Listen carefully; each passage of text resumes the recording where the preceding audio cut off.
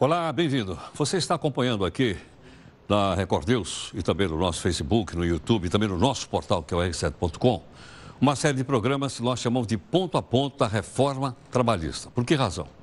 Porque reforma trabalhista é uma coisa muito ampla, né? Eu mesmo me perco quando nós convidamos aqui entrevistados e, obviamente, falamos de muitos assuntos. Por esse motivo, então, nós fatiamos ponto a ponto para que a gente possa entender as questões mais importantes. Escolhemos 10 e escolhemos também pessoas que têm credibilidade, conhecimento, né, para explicar de uma forma simples e didática, porque eu sou leigo no assunto.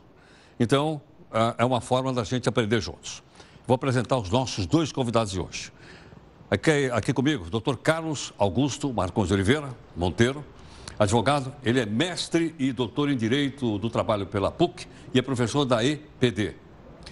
Também, gentilmente conosco, Dr. Márcio Granconato. Dr. Márcio é mestre e doutor em Direito do Trabalho pela PUC de São Paulo, também é professor da EPD e é juiz do trabalho.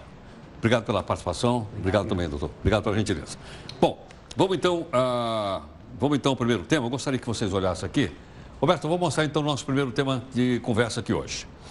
Tema da reforma trabalhista. O trabalho realizado em casa deve ou não gerar pagamento de horas extras. Carlos Augusto, sim ou não? Bom, antes de mais nada, obrigado, Heródoto, pelo convite, é um prazer estar aqui. É importante dizer que depende da situação do trabalhador. Tá bom, então nós paramos aí. Então, Marcos, trabalho em casa deve ou não gerar pagamento de horas extras, sim ou não? Bom, muito obrigado também pelo convite, eu estou muito contente de estar aqui nesse programa. Eu fico com o professor Carlos. Depende. Vamos lá. Depende. Carlos, então vamos lá. Por que depende? Bom, na verdade não é o local, o fato de trabalhar em casa que vai dizer se gera ou não horas extras. O que vai dizer se gera ou não horas extras é em como esse trabalho é prestado, né? Já existe essa previsão na atual CLT, que é o artigo 6º, que diz que o trabalho em domicílio, ele se equipara para o trabalhador comum, o trabalhador que vai para a empresa normalmente. Então, se o empregador tiver condições de controlar essa jornada, e hoje é possível, evidentemente que esse empregado vai ter direito às horas extras. O que vai ser analisado é isso, se há condições de controle de horas, da jornada. Não se ele controla, se há condições de controlar. Se há condições, isso hoje é possível pelo computador, por trabalho, login, logout, esse trabalhador passa a ter que se respeitar a limitação da jornada. Marcos, qual é a sua opinião? Muito bem, eu acho que uma coisa importante de distinguir aqui é que o trabalho em casa não é necessariamente um trabalho doméstico. Não é porque a pessoa está em casa que ele é um trabalhador doméstico.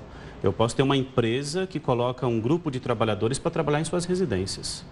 Esses trabalhadores, como bem disse o Dr. Carlos, se por um acaso extrapolarem a jornada normal de trabalho, poderão receber horas extras. Quando poderão? Se isso for possível, passível de controle. Se não for, de fato, eles não terão direito.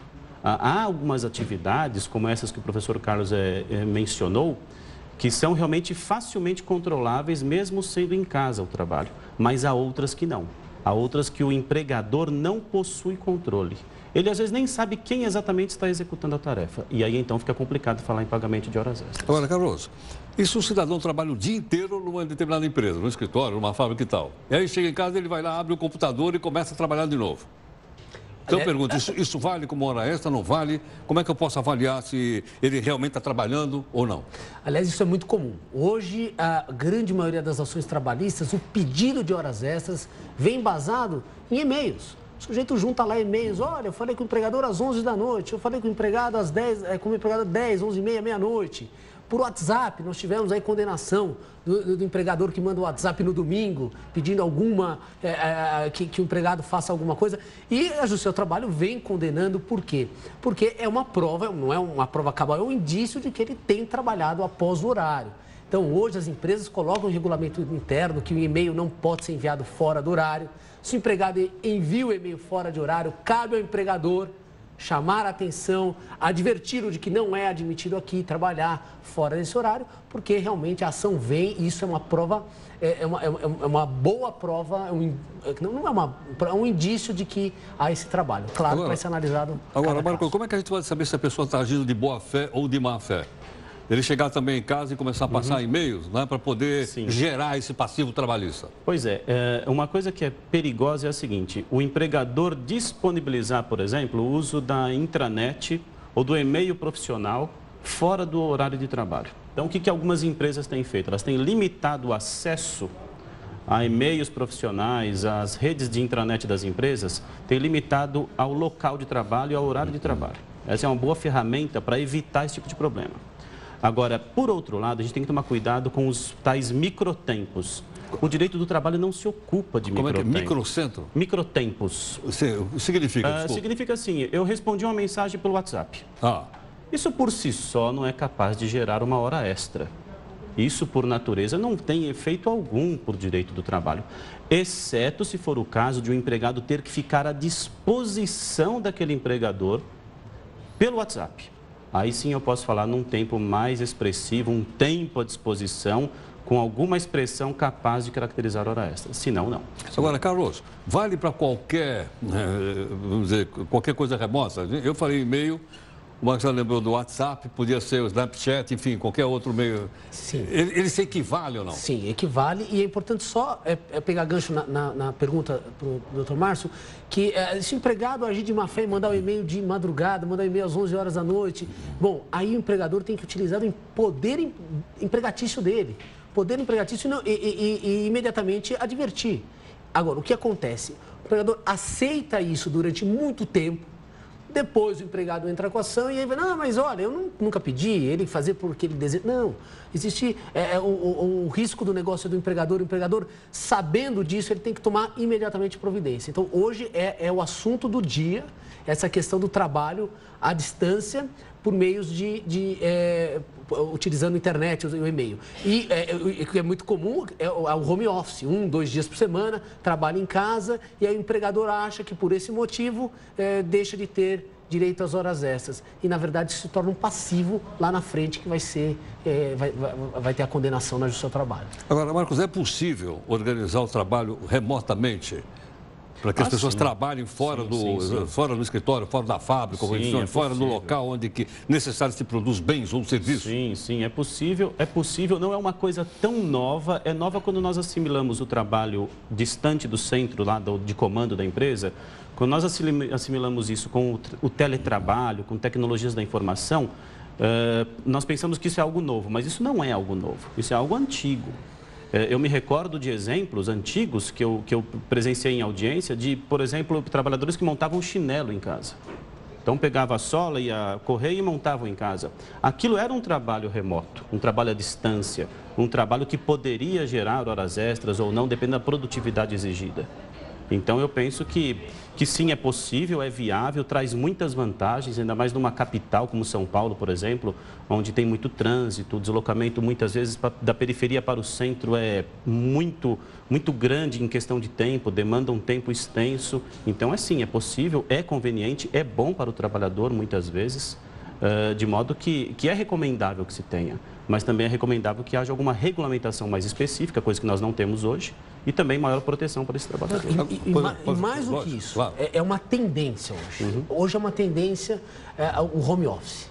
Né? Então, as empresas, os escritórios de advocacia, eu sou advogado, 1, 2 dias o sujeito trabalhar em casa, porque o tempo que ele perde no trânsito, 2 horas, é produção. Ele está produzindo seu estresse com mais qualidade. Então, isso é uma tendência nas relações de trabalho, esse trabalho à distância. Agora, esse trabalho à distância pode ou não ser confundido com a terceirização?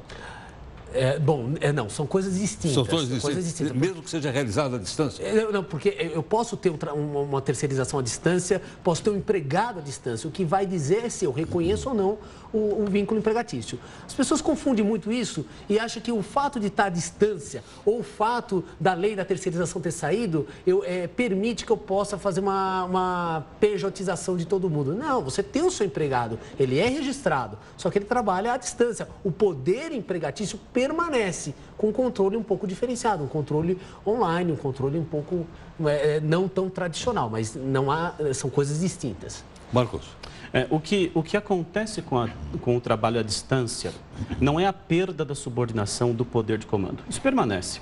O que é atenuado no trabalho à distância, em virtude da falta daquele contato presencial do empregado com o empregador, é a perda da pessoalidade. Então, a pessoalidade, que é um requisito para que eu caracterize uma relação de emprego, ou seja, o empregado não pode ser alguém que se substitua, no trabalho à distância tende a ser mitigado. Por que isso? Eu não sei ao certo quem está fazendo aquela atividade. Ela não está constantemente sob a minha supervisão. Então, isso pode ensejar aí alguma confusão, alguém achar que então eu posso terceirizar esse tipo de trabalho, mas temos que refletir um pouco mais sobre isso. Inclusive, essa nova lei da terceirização, já há um debate aí no meio jurídico dizendo o seguinte: ela não permitiu a terceirização da atividade fim. Já se diz isso. Ela não permitiu. Há controvérsia? Sim, há controvérsias. Já se diz isso. Eu fiquei perdido agora aqui. E é importante dizer essa questão do controle da jornada, do trabalho à distância, do empregado, que a gente está falando do controle por e-mail, do controle pelo computador, mas pode ter trabalhos que não sejam ligados e que haja um controle. Então, eu te dou uma tarefa para fazer que sabidamente demora 1 hora. Te passo 12 tarefas para serem realizadas no dia. Então, você trabalhou 12 horas. Então, há possibilidade de se saber a quantidade de horas trabalhadas, não por um controle... por um controle de produção. Exato, por um controle de produção. Então, se eu tiver por um controle de produção exigido diariamente, eu tenho como controlar e gerar horas extras. Sim, é isso mesmo. Se eu exijo uma carga grande de trabalho num curto espaço de tempo, eu quero para hoje tanto de trabalho. Necessariamente será obtido aí uma hora extra ou mais na justiça por conta disso. Isso é facilmente comprovado. Carlos, você usou uma palavra aí que já também desustou. O que é pejotização? Que eu ouço, eu não ouvia tanto. Hoje eu estou ouvindo.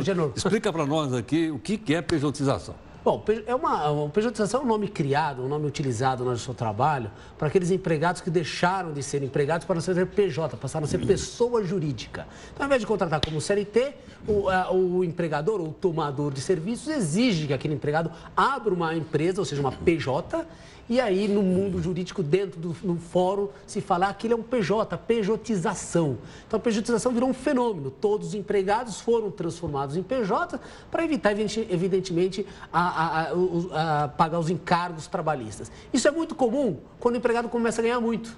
Então, o sujeito ganha um valor lá, como começa a aumentar muito o salário, vem a proposta. Eu te dou mais, mas eu transformo você em PJ. Ele aceita essa condição, porque é mais benéfica, mas isso contraria o direito do trabalho, que no nosso ordenamento, a pessoa não pode escolher, eu quero trabalhar sobre este regime, sobre o regime da CLT, ou eu quero trabalhar sobre o regime de ser autônomo de PJ. Não pode. Quem vai dizer é a lei. Se trabalha com os requisitos, é empregado, você queira ou não. Marcos, sua opinião. A pejotização vem de um requisito que está lá no artigo 3º da CLT. Empregado tem que ser pessoa física. Qual foi a fórmula mágica, então? Já sei. Se empregado tem que ser pessoa física, abra uma empresa e trabalha para mim por meio de uma pessoa jurídica. E os empregadores, então, acharam que com essa fórmula mágica, acabou o problema. Acabou. Não tenho mais empregado. Por quê? Porque ela é uma empresa, não é mais uma pessoa física. Isso é uma grande bobagem. Isso é uma grande bobagem. A CLT também tem um artigo que é o 9º que diz: se você quiser me fraudar, saiba que eu vou descobrir. E a hora que eu descobrir, todos os meus preceitos vão incidir sobre aquela relação. Entendi. Então, de nada adianta mandar alguém abrir uma empresa se isso for uma fraude. A justiça reconhece o vínculo e vem condenação pesada. Okay. Gostei do artigo 9º aí. Saiba que eu vou descobrir. Bom, esse aqui é o nosso ponto. Eu quero agradecer já a gentileza dos nossos dois convidados que estão aqui conosco. Tenho certeza, né, que ficou mais claro a maneira pela qual foi explicado de uma maneira assim, bastante didática, bastante fácil para eu poder entender. Tenho certeza que você entende também. E o nosso objetivo aqui é o seguinte, é que você forme opinião a respeito. Né? Ninguém está aqui para fazer sua cabeça. Nós queremos que você ouça, por isso temos trazido pessoas de credibilidade, como os nossos dois convidados, e aí você então tira a sua própria conclusão, ok? Quero convidar você para acompanhar a nossa série inteira, são 10 programas. Até lá.